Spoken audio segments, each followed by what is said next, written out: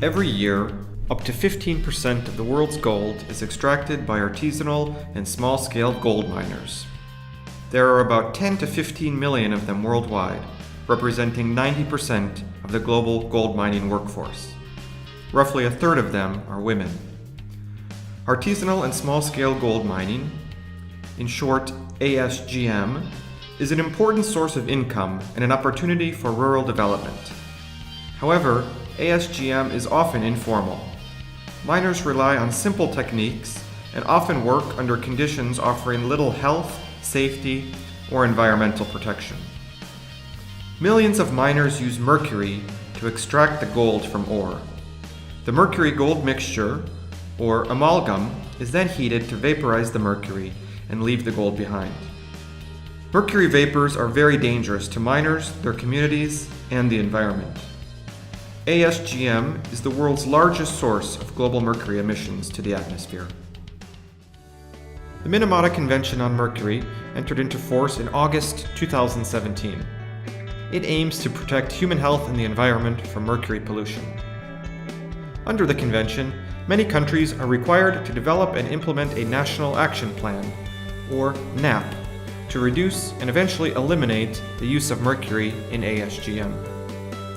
Each country should include in its NAP actions to eliminate whole ore amalgamation, open burning of amalgam in residential areas, and cyanide leaching in sediment or tailings to which mercury has been added without first removing the mercury. These are often referred to as worst practices. Worst, whole ore amalgamation. In whole ore amalgamation, all of the ore is brought into contact with mercury. It is a very inefficient process, recovering less than half of the gold. And it consumes large amounts of mercury, which are lost to the environment in tailings and during amalgam burning. Better, mill and concentrate the ore. Instead, the ore should be milled appropriately and concentrated before adding mercury.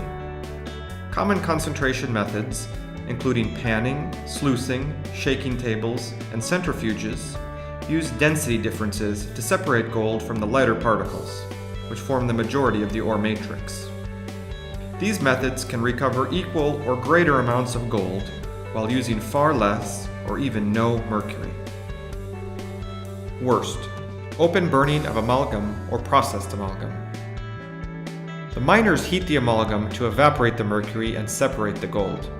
This is often done without use of a mercury capturing device such as a retort.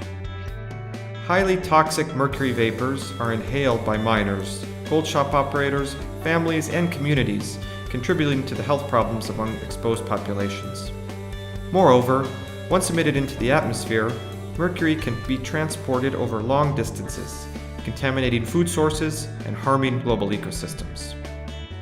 Better, use of mercury vapor tools. Simple and safer technology is accessible at low cost. Retorts and fume hoods can be used to capture and recover mercury. When used properly, these systems significantly reduce miners' exposure to mercury vapor. Worst, burning of amalgam in residential areas. Miners often burn the mercury gold amalgam in residential areas, or even in their homes. By doing so, they threaten not only their own health, but also that of their families who live and work close to the processing sites. The mercury vapor emitted in a closed environment condenses on walls and ceilings and is re-emitted gradually, creating an ongoing exposure risk. Better, process and extract in designated areas away from vulnerable populations. Amalgam should be processed and extracted in designated areas as far away as possible from where people live.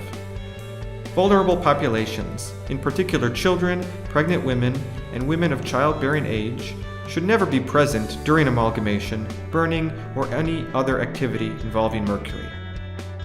Worst, cyanide leaching in sediment or tailings to which mercury has been added without first removing the mercury. In ASGM, a large portion of gold and mercury remains in tailings. To recover this gold, miners often reprocess the tailings using cyanide. The resulting mercury cyanide compounds significantly increase mercury pollution and allow mercury to accumulate more easily in the food chain. Mercury-rich tailings should therefore not be reprocessed using cyanide. Better, ensure mercury is removed before applying cyanide. If gravimetric methods are applied and no mercury is used, cyanidation can be a responsible method for gold extraction. If miners decide to recover gold from mercury-contaminated tailings using cyanide, they should first remove as much residual mercury as possible. While technologies exist for this purpose, complete mercury recovery is problematic and remobilization is a significant risk. The best option is not to use mercury in the first place.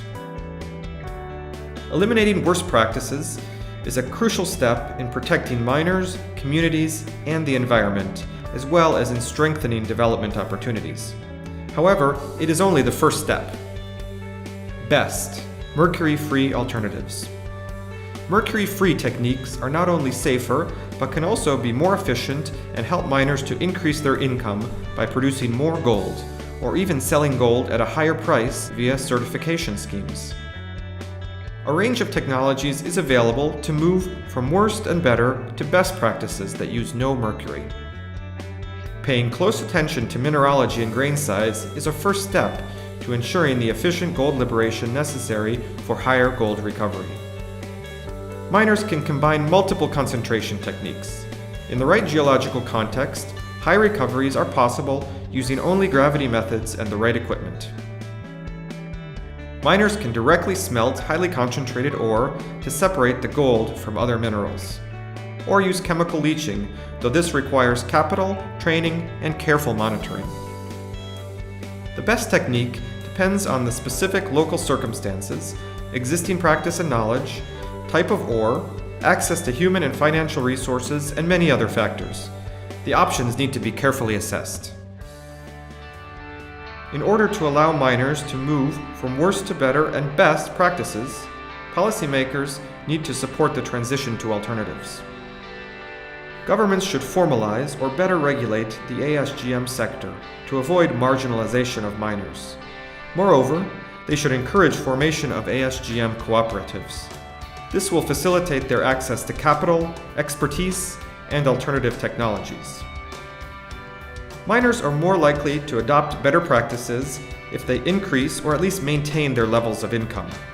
Governments should support the establishment of secure, transparent, and verifiable supply chains and explore innovative, market-based approaches. Miners need to be educated about the dangers posed by mercury use.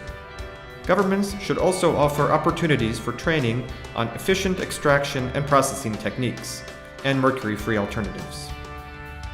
Artisanal and small-scale gold mining based on sound practices will reduce mercury use.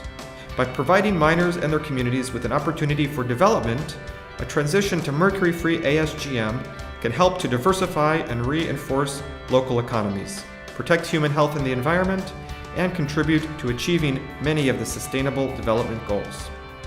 The development of national action plans is essential to this process and will put countries on track to transform the ASGM sector for a more sustainable future. For more information, please check the website of the UNEP Global Mercury Partnership and the UNEP UNITAR Mercury Platform.